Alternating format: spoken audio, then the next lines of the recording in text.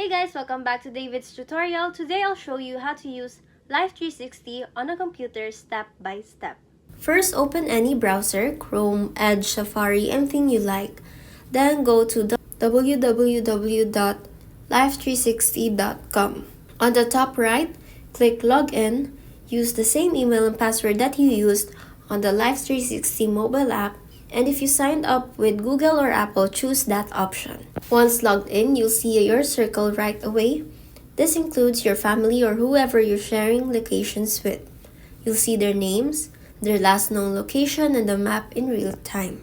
On the left side, you'll find things like location history, alerts, and driving reports. You can click on each member to get details like where they've been, battery level, and more. If you need to change any settings, click the gear icon on the corner, and you can also manage notifications, privacy settings, and membership info from here. And that's it. You can now use Life360 from your computer anytime. That's all for now. Thanks for watching David's tutorials.